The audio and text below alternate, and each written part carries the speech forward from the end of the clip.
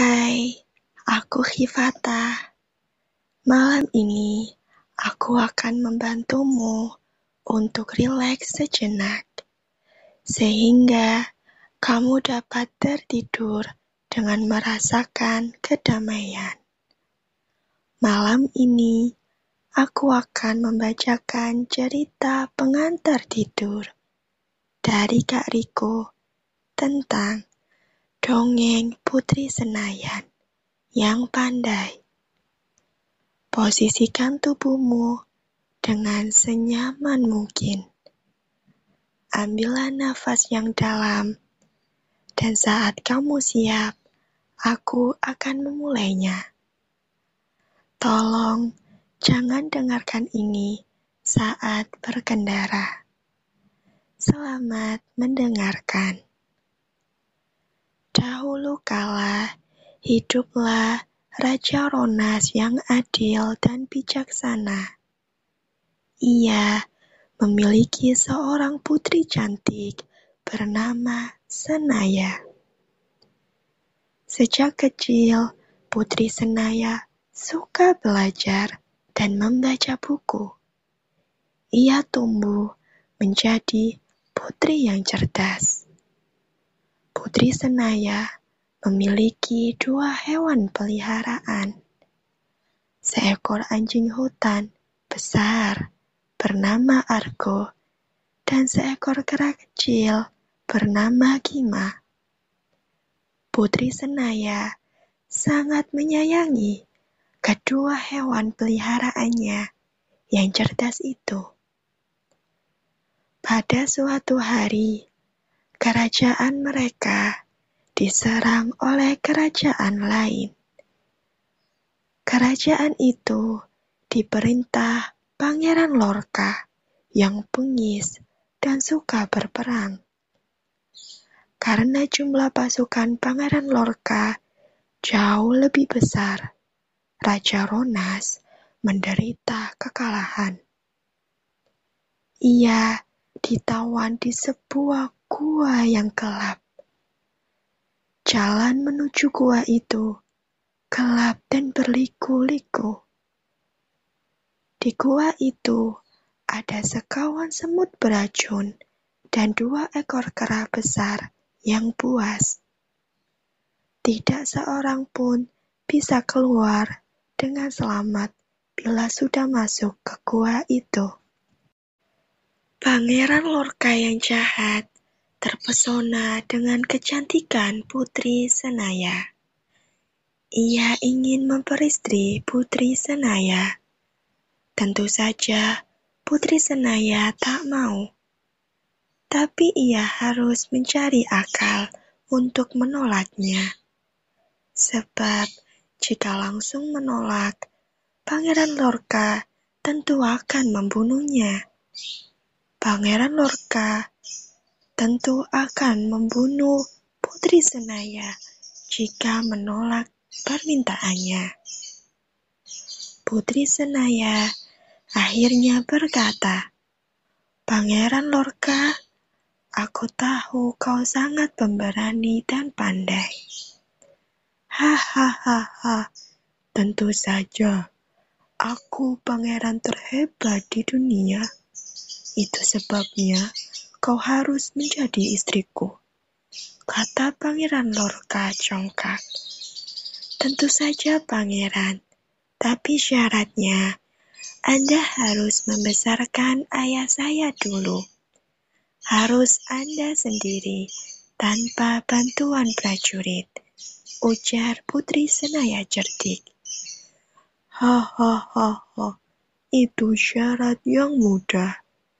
Pangeran Lorca tertawa pongah menerima tantangan Putri Senaya.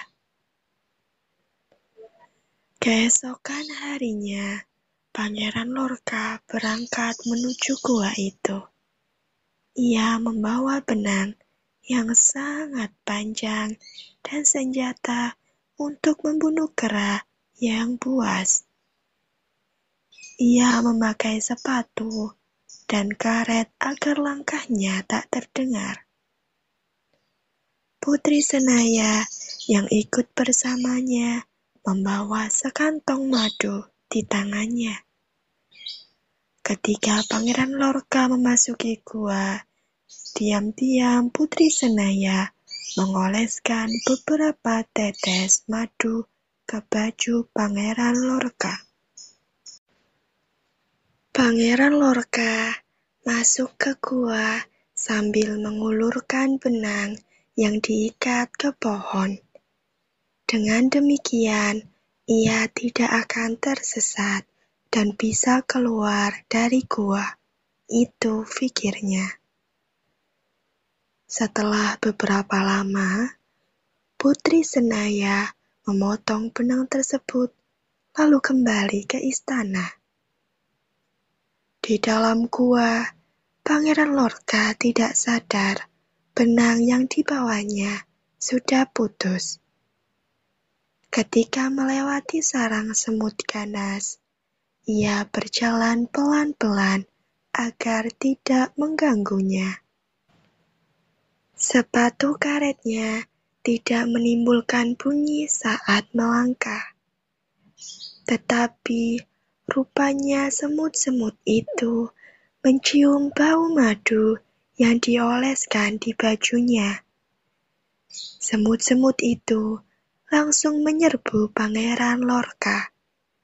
Pangeran jahat itu kelabakan.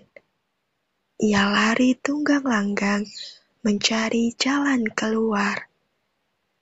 Namun tidak bisa karena benangnya telah putus.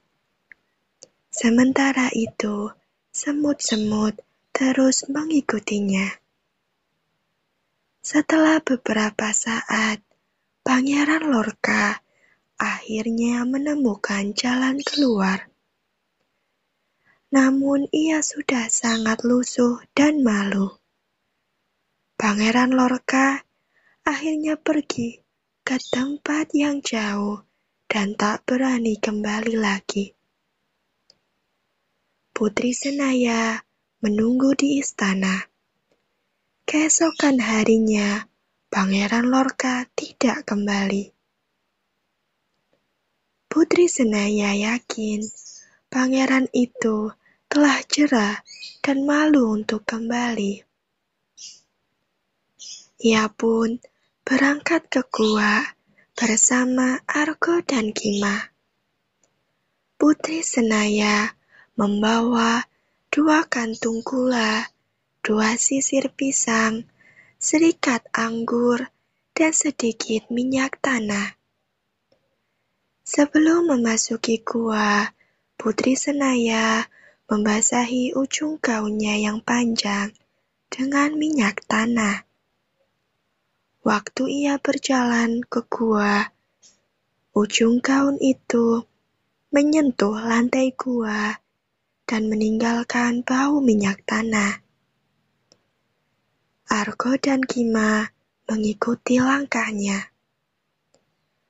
Putri Senaya melewati tempat semut-semut yang ganas. Ketika semut-semut itu hendak menyerangnya, mereka mundur ketika mencium bau minyak tanah. Putri Senaya melemparkan sekantung gula ke dekat dinding gua. Semut-semut itu pun langsung menyerbu gula tanpa menghiraukan Putri Senaya lagi. Putri Senaya melanjutkan langkahnya. Beberapa saat kemudian, terdengar suara mengeram yang keras sekali. Dan tiba-tiba, beberapa meter di depannya, berdiri 2 ekor kera besar yang siap menerkamnya. Kima bersembunyi ketakutan. Argo mengeram. Ia siap bertarung untuk melindungi Putri Senaya. Tapi Putri Senaya berkata, "Diam, Argo." Putri Senaya mengeluarkan 2 sisir pisang dan anggur yang dibawanya ke arah kera-kera itu. Anggur yang dibawanya ke kera-kera itu, mereka langsung memakannya tanpa menghiraukan Putri Senaya lagi. Putri Senaya melanjutkan perjalanannya. Sampai akhirnya mereka tiba di suatu tempat yang lapang. Di tempat itu ada sebuah pintu yang terkunci. Disitulah Raja Monas ditawan. Kunci pintu itu tergantung di tempat yang tinggi di atas dinding. Putri Senaya meminta Kima mengambilkannya. Dengan lincah Kima memanjat dinding gua mengambil kunci itu. Raja Ronas terkejut sekali melihat putrinya sendiri membebaskannya. "Anakku, bagaimana mungkin kau bisa masuk kemari? Bagaimana kita nanti bisa keluar?" katanya cemas. "Tenanglah ayah. Argo, cepat ikuti bau minyak tanah di lantai." Argo mengerti kata-kata majikannya. Ia mengendus-endus mengikuti bau minyak tanah yang ditinggalkan ujung gaun Putri Senayan tadi. Ketika melewati 2 ekor kera buas tadi, Raja Ronas dan Putri Senaya tersenyum. Kedua kera itu tertidur kekenyangan dan mabuk oleh pisang dan anggur tadi. Dan saat melewati kawanan semut ganas, Putri Senaya melemparkan kantung gula yang kedua. Akhirnya, mereka semua tiba di istana dengan selamat. Raja Ronas kembali memerintah negerinya dengan bijaksana. Ia sangat bangga mempunyai seorang putri yang pandai dan cerdik seperti Putri Senaya. Selesai.